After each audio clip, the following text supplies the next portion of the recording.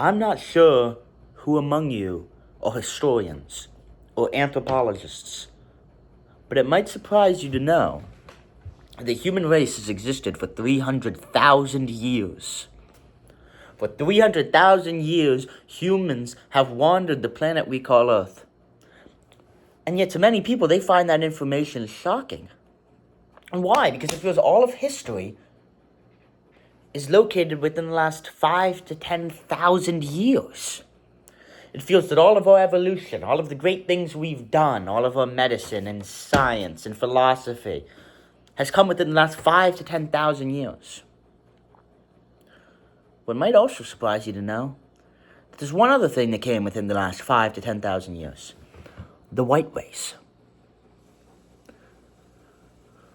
For 290,000 years, maybe 5, humans wandered around living nomadic lifestyles, picking berries and throwing spears. And yet, right after the birth of white people, came science and technology. Right after the birth of white people came civilization. We served as the exigence for civilization, for philosophy, for medicine, for mathematics, for technology. And yet we are so hated within our own country. And I don't say this to push a superiority narrative. All I'm saying is we have brought so much to this world. We have contributed so much, and yet we are so hated. We are so despised for our sins, but yet we are never celebrated for the good things we've done. Everybody likes to focus on the bad we've done, and I will admit we've done bad. We've done many bads, but who hasn't? Badness is an unfortunate part of human nature. Evil is an unfortunate part of human nature. But yet we have brought so much to this world, and yet we are so hated. Why is that? Who is pushing these narratives? Why are we so hated? We are the only group that can't stand up for ourselves, that can't acknowledge the good things we've done. Why is that? We must have some form of pride in our heritage, some form of pride in our people. Now, you shouldn't take pride in your race solely. Obviously not. Your race is just the color of your skin. It means nothing. But you shouldn't feel ashamed of it either. Whenever you think of the sins we've done, think of the good we've done too. Don't feel ashamed because you're white, but don't feel too proud either. You shouldn't be proud of your race. There's an old quote, it goes, when a man has nothing left to be proud of, he's proud of his race. Don't be proud of your race. But don't be ashamed of it either. Okay? Because you have brought forth civilization. Not you. You're probably a useless bum sitting on your couch. Or maybe you're not white. Whatever. Don't feel... Hey, every race has brought great things to this world. All I'm saying is white people should not be ashamed of our race. For we have done many great things. We've done some shameful things too. But we have done many great things. Anyways, that's a little way to start the video. Okay. Now, I'd like to play a little song I made for you. But my singing voice isn't all that great, okay? My singing voice, I hate to disappoint you guys, but it's actually kind of bad. It's actually really, really bad. So I just wrote the lyrics, and I had AI make Frank Sinatra sing it. So I hope you guys enjoy it. I've heard a lot of prayers. They say the Lord is coming any day. Jesus is coming back. Go on, party market and drop a stack. Oh, it's rapture soon, but this ain't the Jesus we once knew. This one's guns do the talking. Yes, he's strapped when he's walking. His scope, yes, it locks in on children just like that. This ain't the Jesus we once knew. No, he don't turn water to wine. He just funds some more crimes. Heard it's a fun time. He don't heal the sick, he makes them. He don't preach to the kids, he just slays them. He don't free them from chains, he enslaves them. Well, this Jesus is a little bit different, but ever since Kennedy, this is how we did it. He wasn't born in the Middle East. He was born in sunshine and peace. He was born in the US of Ophiae, where we get what we want and we don't play.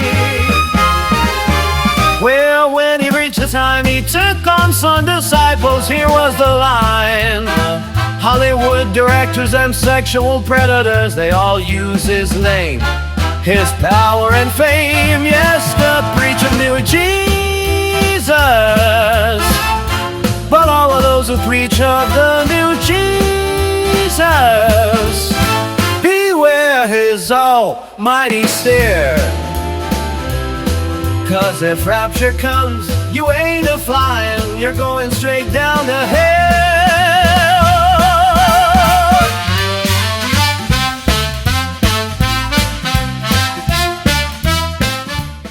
I'd like to talk about, well, first of all, can we have a standing ovation for that song? Oh, it's absolutely beautiful, stunning, exceptional lyricism.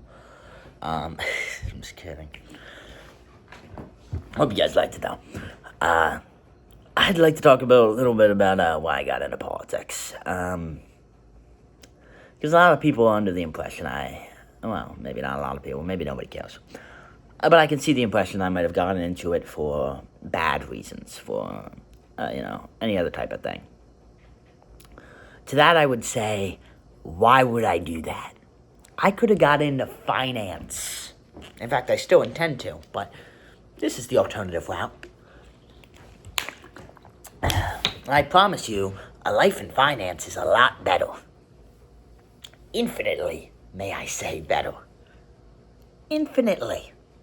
I could be making, $1 million sipping martinis on a yacht if the whole hedge fund thing goes right.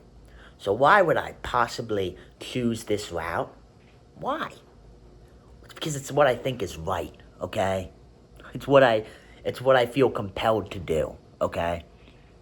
And I say things to make people hate me, but what you have to understand is, though I may be hated for what I say is what I believe is right to be said. And what I say is what I genuinely believe. Nothing I've ever said is disingenuous. Nothing I've ever said is against my beliefs. Nothing I've said for purely attention or any other type of thing. All of my beliefs are purely my own and something I take a deep amount of pride in. I've always been a divisive guy outside of politics. I'm a like 'em, hate 'em guy. And that's fine. I don't mind that. I don't mind being you like 'em sometimes, you hate 'em other times guy. I don't mind that. Okay?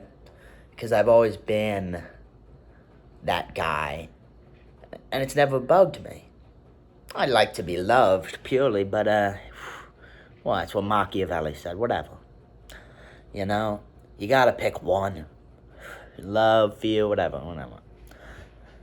I haven't minded being the divisive guy, and I don't mind that now that I'm in politics, that I'll be a divisive guy. And probably even more so than I've ever been at any other point in my life. Divisiveness, being hated, that's all a natural part of trying to make change. And trying to impose yourself upon the order of the world. A natural thing that will come from that is being hated. And hopefully being liked too, I don't know. But I guess I'm just saying all this to say I don't do this for anything but to push forth my most genuine beliefs. And in my belief, what I'm trying to do is make the world a better place. It might sound silly to somebody who looks at my beliefs, and a lot of people do, and think that I am a hateful or bad person. I understand that's an impression some people get of me. And truthfully, all I can do is talk to those people. Try to speak in a way that hopefully communicates to those people that I am not a hateful person. But if that is what happens, if people hate me, if people cook me in the future, whatever, I don't mind that. That's not a problem for me. Because at least I wouldn't have lived in cowardice and fear of doing what I think is right. God be with you on that subject. See, I look at a world that is controlled by these evil forces, right? And then you got the people, right? And you have to wonder, how can we fix this? Left, right, liberal, conservative, whatever. I don't care if you're in the Green Party, for all I care. We all know the world's messed up. We all know the world has problems. We all know the evil thrive and the good suffer. We all know this. Now, there's some good people at the top. I'm sure Keanu Reeves, having a nice time, and he deserves it. But for the most part, our world only serves to benefit these evil forces. Our societies, our culture, our governments only serve to bolster these evil forces, and I only see one solution to be plausible. There needs to be a complete overhaul of the current world order. That is the only way to make a world that is truly livable for 8 billion and potentially more people. If we allow parasitic and greedy and evil people, and I'm not just talking about the rich. I don't mind rich people. I'm a capitalist. I like rich people when they provide. I am talking about the truly parasitic class, the Luciferian class, the satanic class, the class who subscribes to solipsism and believes they are the only thing in the world, the class that believes that they are gods or that they serve Satan. These people who we have allowed to take power over us until their power has been not diminished but absolutely destroyed, we can have absolutely no hope in the future of our planet and our world. Now, Trump recently did a press conference where he decided to display the dichotomy of the federal government's role in a very interesting way. Now, Donnie Boy, he stepped up and he said, the federal government cannot focus on Medicare or Medicaid, cannot focus on funding daycares or any other social programs. We need to be focused solely on defense. Let the states handle daycares. Let the states handle Medicare. They're all frauds anyway, he said. It's all fugazi anyway. So what does it even matter? Let the states handle that. Let the federal government handle defense, which is probably going with his ideology that he wants to double the defense budget, which already takes up a massive portion of the federal government's budget. Now, I've always been a believer in states' rights, the right of states to exist and function on their own, as their own bodies, and make certain calls. However, saying the federal government has no role in helping the people would only be a sympathizable statement if they didn't tax people so damn much. We give them trillions of our dollars, and yet we leave it to the state to decide how much health care we get? All the money we give to the federal government now only goes to our defense budget?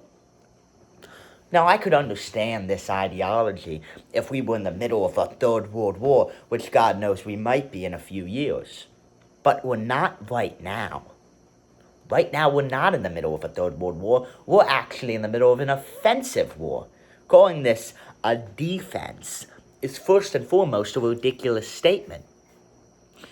First of all, we have official acknowledgments from our government that this was not done defensively. If it was absolutely necessary to attack Iran when we attacked Iran instead of trying other routes, we would not have had multiple members of our government, not limited to the Speaker of the House and the President, saying that Israel was the one who pulled us into this war, and that we only struck so soon because Israel was so giddy to start this war. If it was absolutely necessary for the defense of America, then you would think that would be what they highlight, not Israel's urge to get into the war. So the idea that this is even a defensive project seems, to be frank, absurd. What threat did Iran really pose to America? Now, I understand they fund proxies, and with a government and a military that's significantly weaker than ours, there's a certain arrogance to that. They fund proxies against us. When Russia does it or China does it, we forgive it. China, not so much. But when they do it, we are more forgiving of it because they're big governments. But when a country like Iran does it, I understand. We're going to take a little bit more offense. We're going to say we could stop you. But plenty of countries and plenty of groups have funded proxies to fight against the U.S. government, and we have not declared war on them. And mind you, most of those proxies are because we're involving ourselves with those regions on the basis of geopolitical goals, not on the basis of U.S. safety. So yes, Iran might pose a threat to our soldiers. But why are those soldiers there? Those soldiers aren't there to protect America, not really. So it's never been about defending America. None of the steps along the way have ever been about defending America. And people say, but Iran's already spilled U.S. blood. He spilled American soldiers' blood. To that I would say, the best thing you can do, this is a quote from Joe Kent, loosely, the best thing you can do to honor the dead soldiers is not carry on a useless and pointless war. It's to make peace. That is the best thing you could do. And that is the only thing you could do. Now a little bit more on Project Epic Fury. First of all, can we talk about that name for a second? Epic Fury. Huh? What are we doing? What are we doing? Come on. Epic Fury. That could not have been the best we could come up with. I don't believe that. I don't believe that's the best name we could have came up with. Epic Fury. I mean, come on. Epic Fury? There's got to be something better out there, right? But whatever. I digress. A little bit more on it. So, as I just talked about all reasons, I would like to mention some of the faux reasons. The main faux reason we went into this war is to stop Iran's nuclear dreams, to crush them, to obliterate them. First of all, we've played these games before.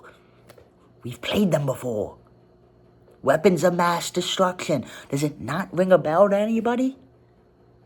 But this time we're not even claiming they have them. We're just claiming they might have them sometime down the line, which we've been claiming about Iran, at least Netanyahu has, for 30 years. And now that we've shifted to that perspective as our goal, I think it'd be prudent to talk about it. Well, let's look at it. Last summer, we said we obliterated Iran's nuclear facilities. All of them. Now, mind you, it's nuclear facilities. We're not necessarily, he says it's been confirmed, nuclear weapon facilities. I don't even know if it's been confirmed that they were nuclear facilities. But for the most part, they were energy facilities that, yes, were nuclear. But we obliterated that. And anything that might be tied to the creation of a nuclear weapon. At least that was the claim. So why are we still in it? Isn't it over? Isn't it over? Because I remember last summer, I was working as a groundskeeper, I was shoveling dirt, and I was listening to Tim Dillon. And Tim Dillon said, we just bombed Iran. And I said, my God, why'd we do that? And the reason was, well, we just went in and we destroyed their nuclear facilities. And I said, okay. And then Iran didn't say anything about it. Iran just kind of moved on. And I was like, wow, that was quick and easy. That was nice. That was smooth. Guess that's over.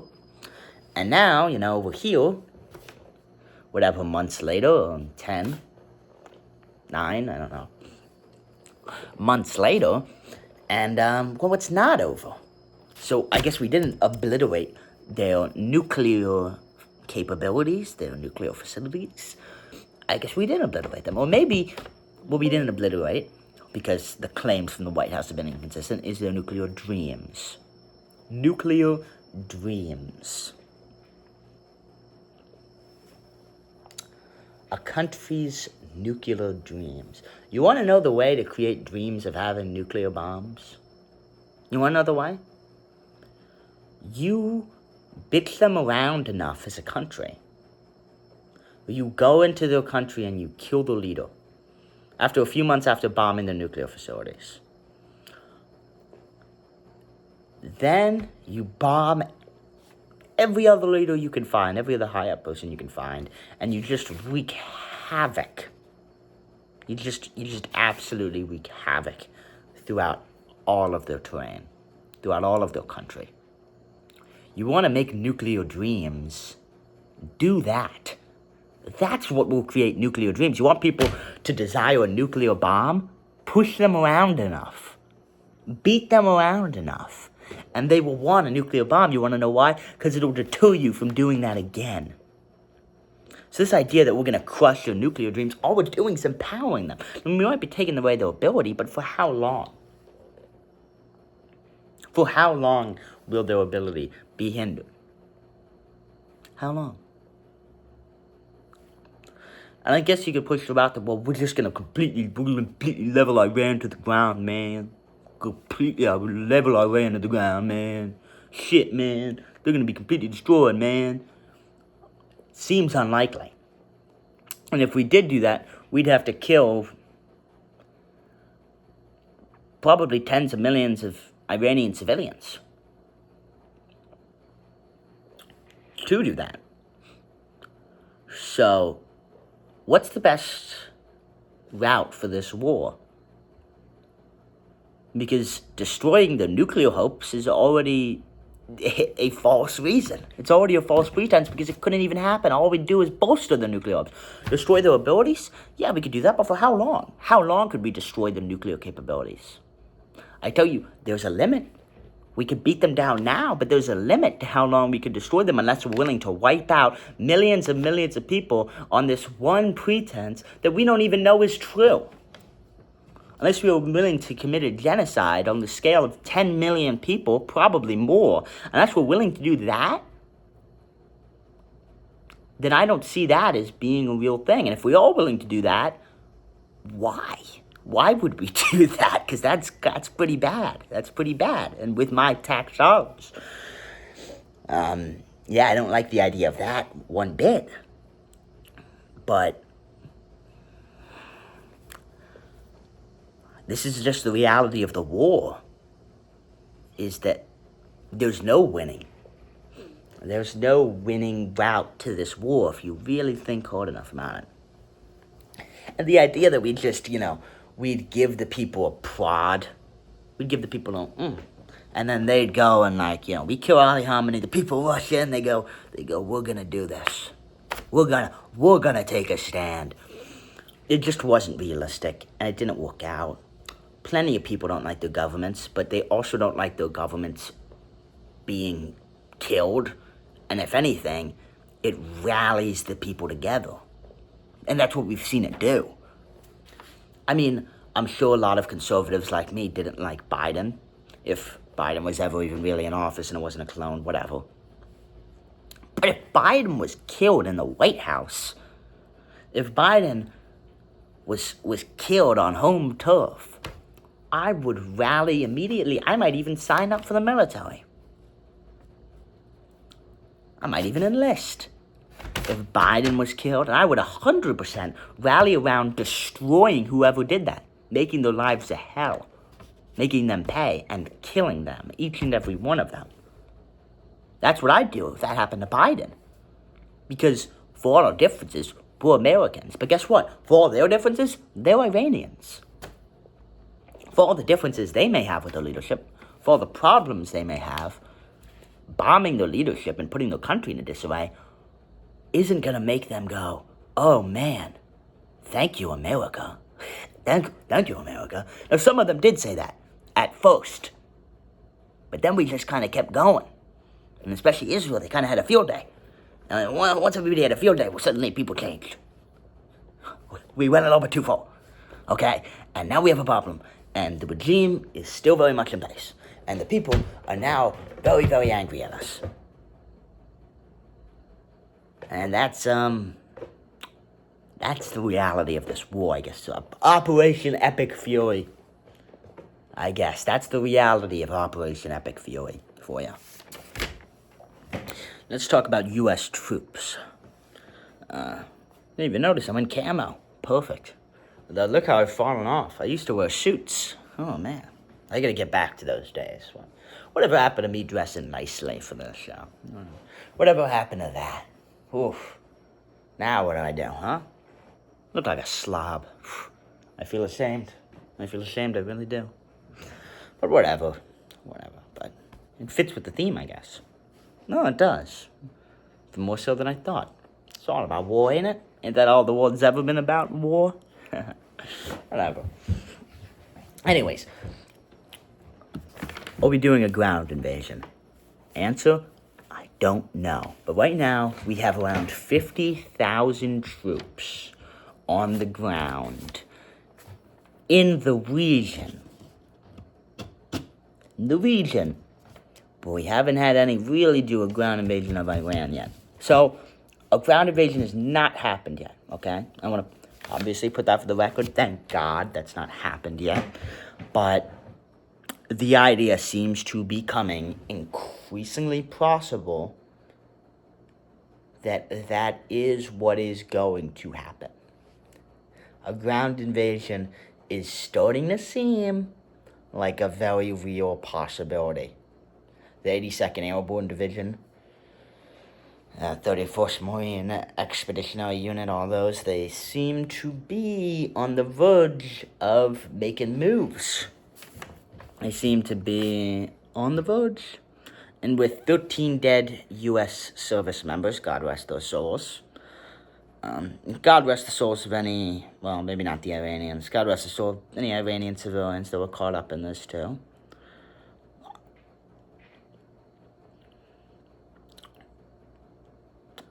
But it's seeming that we are heading towards a ground invasion. I know I just said it, but I'll say it again. We've played these games before. Just think about the last time this happened. Just think about it. Think about the war on terror. Think about us trying to make a difference. Think about us trying to change things. And think about the havoc we left. Think about all the bad we did. And think about all the good we did. And I'll tell you, the good we did was pretty minimal, to be frank. And the bad we did was pretty maximal, to be frank. And I think it's becoming clear we're heading towards that route. I can pull up some information real quick. Wait a second. There was something I found interesting.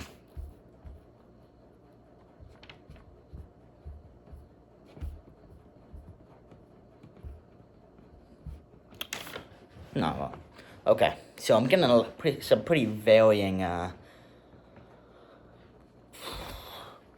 sources on this, but the estimated death toll so far is between 1,900 and 6,000, counting military and civilians, in Iran. Israel, 24 to 28. Lebanon, 1,200 to 1,300.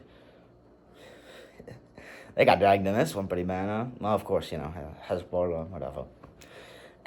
I mean, kind of their fault, Iraq, 100 plus. So we're looking at, and we're getting variants ones, whether I go on Al Jazeera or Wikipedia is certainly affecting what I'm getting, but we're getting various numbers. But overall, the death toll is, obviously the death of many people is tragic. Whatever. But the death toll is relatively minimal compared to what it could be. And I'm just saying, that'd be a good time to call it quits. That's all I'm saying. That's all I'm saying. Now might be the time to call it quits. Now might be the time to go, okay, we had some fun. And liberals are going to ruin this because they're going to go to Trump and they're going to say, hey, Trump, you messed it up. Hey, Trump, what you did there was real stupid. And we lost, by the way. That's what they're going to say. They're going to say, we lost the Iran war. And you know what that's going to do? Trump's going to go, we lost? Okay. No, I can't do a good Trump impression. So I'm just gonna do it as a silly guy voice, like the one from Mice and Men. We lost? Okay, we lost. I'm gonna go back in. That's what's gonna happen. Trump might finally get the logic, possibly, to pull out, and then liberals are gonna go, I can't believe we lost the war with Iran. And then we're going right back in, and we're leveling the whole thing to the ground. And millions of dead civilians will fall, not on the hands of Trump, but on the hands of those stupid liberals who could have just went, wow, what a great war. We totally won that. Now, you don't even have to, I mean, we did win. We did. If we pull out right now, we win. And Iran still wants to negotiate. It does. If we were to reach out our hand, there was no chance in the world Iran wouldn't accept it. We could stop this war right now, and yeah, we won. We go on any further, the damage to us, yeah, obviously the damage to Iran is always going to be worse, but the damage to us will become so profound, nobody will view it as a victory, because what did we gain? Yeah, we hurt the Iranians, but that didn't help us. It's the lose-lose situation after this point. So now would be the time, if ever, to pull out. But liberals are going to fumble that bag for us, because they're just going to say, we lost the war, and then, never going to leave. Hey, don't hate the messenger, hate the message. Another little fun thing, Trump deployed ICE into the airports. I've said it once, I think people know my stance on ICE. I am in favor of immigration and customs enforcement. I am in favor of mass deportations. While I might not like the optics on them, and maybe some of their actions, I am, for the most part, very much in favor of them. But what do I think of this choice? I gotta say, it's kind of useless. It's kind of useless. From everything I've heard, it's kind of useless. These ICE agents, they don't know what they're doing. They're not even, these are just guys. ICE agents, you gotta understand, it's just guys. They don't really have training. So, the idea that there's going to be some carryover between, ICE work and TSA, and it's all going to go super smoothly. First of all, it just hasn't happened. Second of all, I can't even imagine why you would think it would happen. What could you possibly think these ICE agents got in their toolkit that would just speed things along? Now, I have noted that there were a few arrests. They've continued to carry out their other duty as, immigration enforcement at these airports. To an extent, there have been a few arrests at these airports of people who are illegal, who are undocumented, who, these aliens, they were there, they got caught. But that's a very small percentage of the overall. A very small percentage. For the most part, ICE is really just there. I thought it was like a facade at first. I thought it was a facade. They're going to go into the airport, say, we're checking lines, and then they'd see like a guy with the little, what do you call them? Like a little, with the little hat. You know what I'm talking about, the Macarebus, I don't know. They'd see one of the guys, they got the straw hats, and they just went after him. I thought it was all set up. It was all set up, and every time they see a Mexican guy, but no, for the most part, it's actually been pretty isolated. They actually are there just to assist TSA. Which, it was a little bit silly. I would have been on board with it if it was the first one, if they were like, if it was all part of some master plan. It's like, we're going to get them at the airports. Whatever. That's not what they're doing, apparently. That's what I thought they were doing. That's what a lot of people thought they were doing, but we were all wrong. You are happy you're wrong. I'm sad I'm wrong, but whatever. I thought this was all part of a master scheme, but again, I have overestimated Trump. This is not part of a master scheme. They're just there to assist TSA, and to be frank, they have not been doing a great job. Anecdotally, I've never heard anything good. And factually and statistically, wait times have not changed drastically because of it. They remain at roughly the same, which is like an absurd 3 hours. So can we just go back to pre 9/11, man? Can't we just go back to pre 9/11, man? This is still ran about airplanes now, but it's like, I mean, isn't that part of the American dream? Right? Isn't it? Just go through an airport right on your plane. Isn't that part of the dream? I'll tell you what's not part of the American dream. It's not waking up your kids at 4 a.m. for a 10 o'clock flight. That's not the American dream. It's not waking your kids up at 4 a.m. for a 3 p.m. flight. I'll tell you that's not part of the American dream. That's not part of it. Getting out of bed, driving down to the station, you could basically just park right in front of the plane, get on. Bam, American dream. We don't have that anymore. And why? Because of 9/11. I'm going to be careful with how I say this.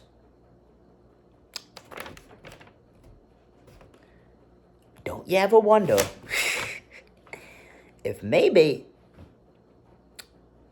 those buildings would have exploded either way? I am just saying. I'm just saying we should keep that in mind when we're doing all this stuff, all this extra, being a super extra. I mean, people die in cars all the time. And I'm not trying to sound apathetic. It was an obviously awful tragedy.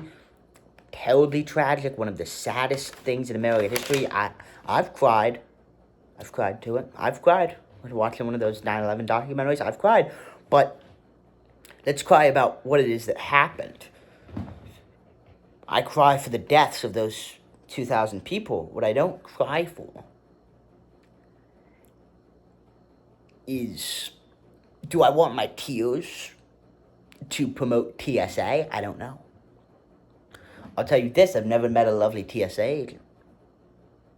I've never met a lovely TSA agent. And I have my questions about whether those buildings would have went down with or without the planes. Or with or without TSA, at least. What, the government's going to stop the government? Whatever. The government's going to stop the Mossad? Whatever. I have my questions about what happened that day, like everybody does. But, I guess what I'm trying to say is, can we get rid of TSA? The only good TSA agent is a dead TSA agent. I'm kidding, of course. But, I don't know, don't you ever think we're being a little bit too much? We're being a little bit extra? A little bit? I don't know. I'm no director of national counterterrorism. That would be Joe Kent. Well, formerly now. Say, what does Joe Kent have to think about 9/11? Well, he does know about Israel's involvement in everything. But I don't know if Joe Kent's based like that. Whatever. That's just a little rant. Whatever. 9/11, tragic. One of the worst days in American history. I'm just saying, TSA's gotten a little bit extra. Yep. One exception. The guy from Get Out. The friend from Get Out. That's the one exception. That's a good TSA agent. His fat black friend who's like, those white people are gonna turn you into sex slaves, man. Like that. That's the one exception. That's a good TSA agent right there. That's a real TSA agent. They get shit done.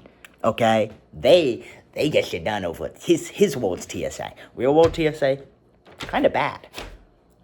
Get Out world TSA and the fat black friend, who I loved, one of my favorite characters in any movie, honestly. That is a real TSA agent right there.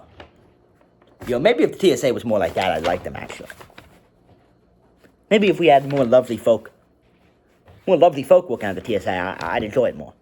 More jovial fat guys working at the TSA instead of sad fat guys.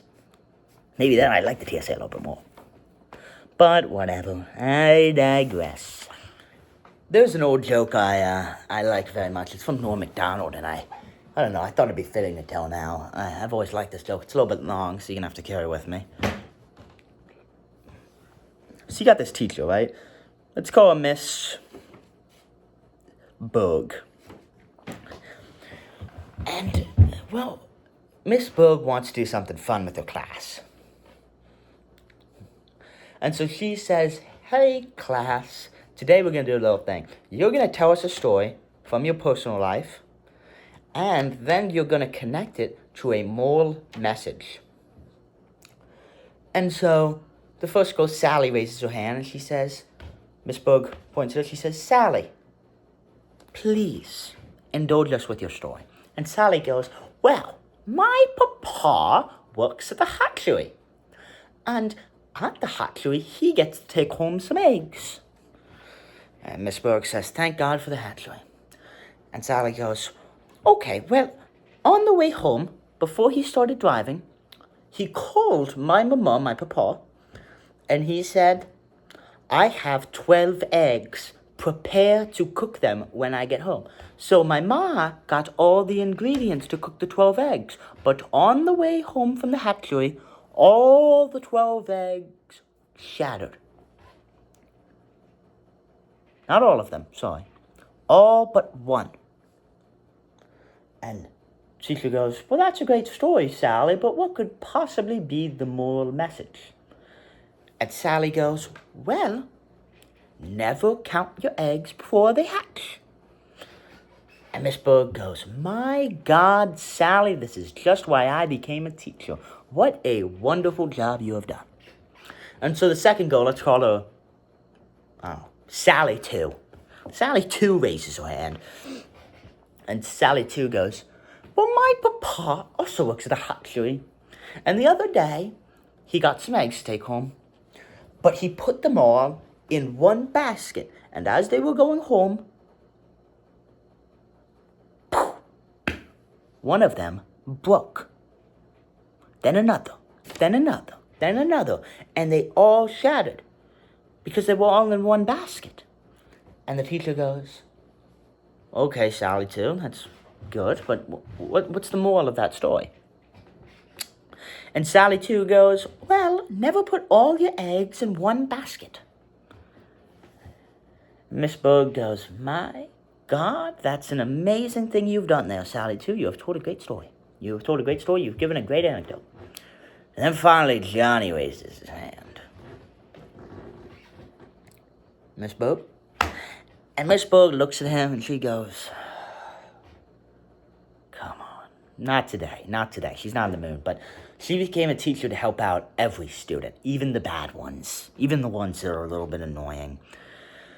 And so she points at Johnny and she says, hey, Johnny, tell us your story, knowing it's going to be a bunch of nonsense, whatever. And Johnny goes, well, mine's not about my papa. And the person I'm talking about don't work at the hatchery. And Miss Berg says, go on. Mine's about my uncle. He served in Nam. I'm sure you've heard of a man abandoning his squad, but have you ever heard of the squad abandoning their man? One day, my uncle woke up with 2 bottles of Jack and an AR next to him. His squad had left him behind because he was too crazy. And God forgive him, he chugged down that bottle of Jack and smashed it against a tree. Then he picked up the other one, put it in his left hand, put the AR in his right hand, and he started walking around, chugging on that second bottle of Jack. And finally, he found a village. And he wasn't sure if it was the Viet Cong or just the civilians. And by God, he couldn't take the risk. So right after he finished that last drop of that second bottle of Jack Daniels, he walked right into that village, and God forgive him, he started slaughtering them. The men, the women, the children, all of them, dead. Pools of blood throughout the entire street. It was up to his ankles. His face was covered in it. His shirt was covered in it. It was a white shirt, now it was red. And he looked down at his pants. And they were wet. And for a second, my uncle, he thought he'd peed himself. Because he was so terrified of his own evil. But then he realized it was ejaculate. He'd ejaculated at the very thought of slaughtering innocents.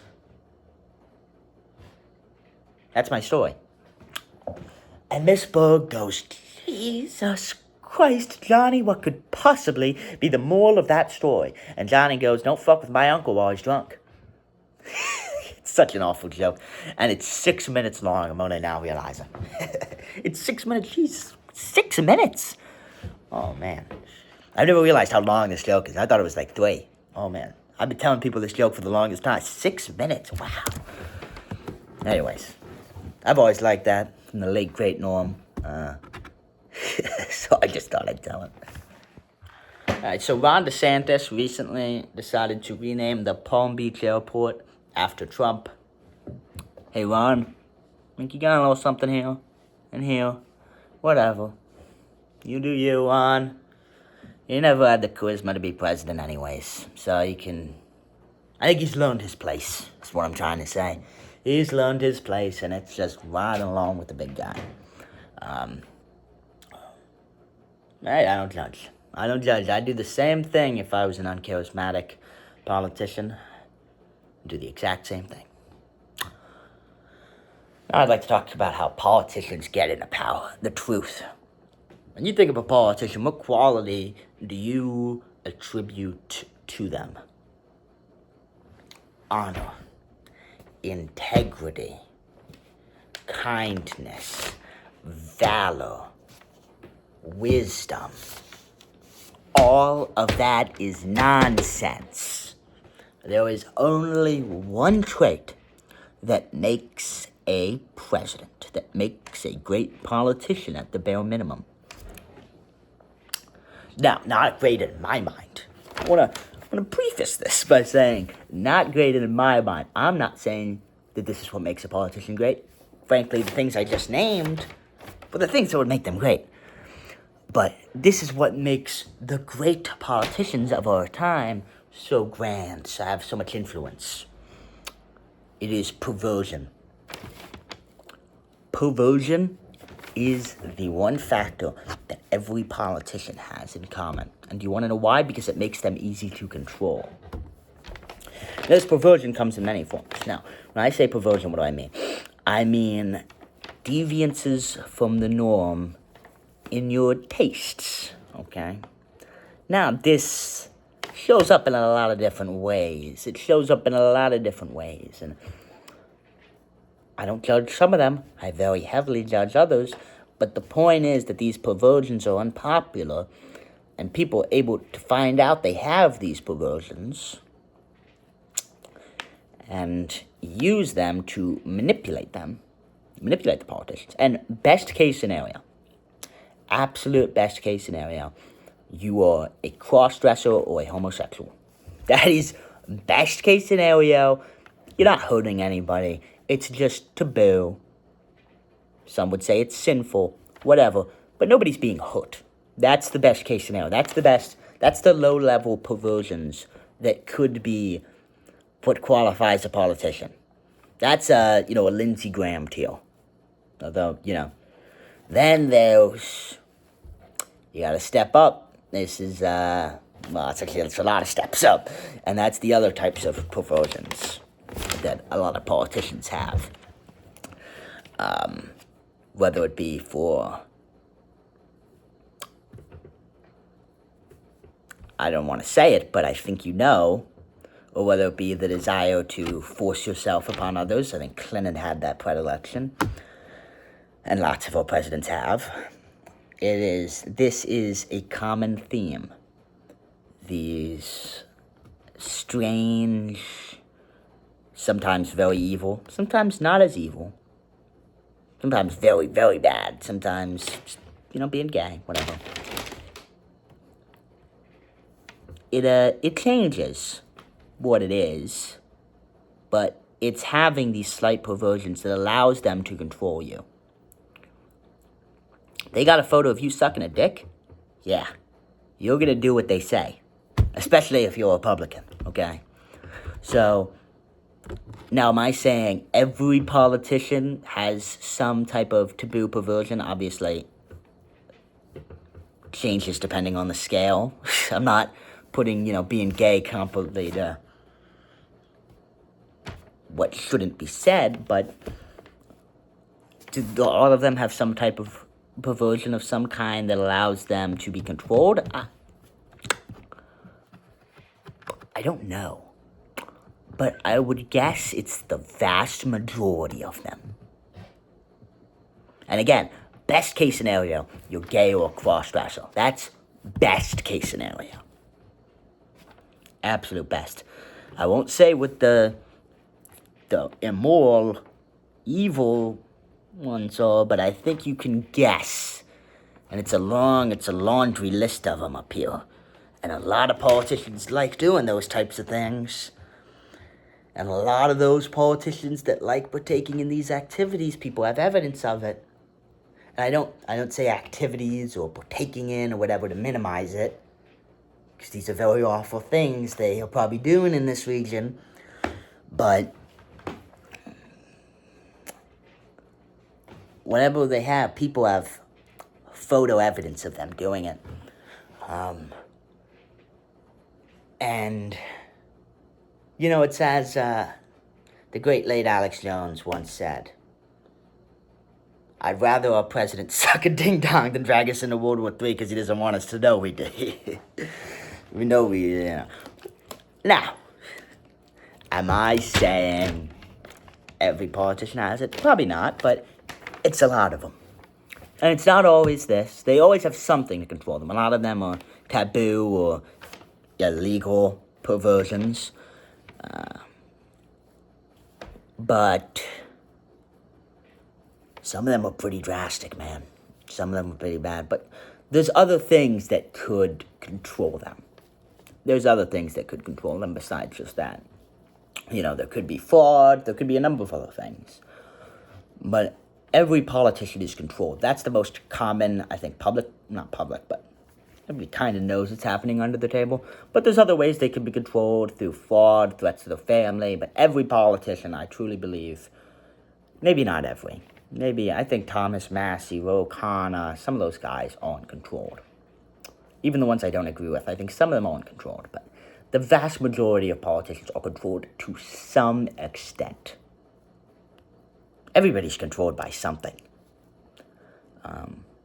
Some of these politicians are controlled by a photo of them sucking a ding-dong. Some of these politicians are controlled by their fraud, but some of them are just controlled by their beliefs.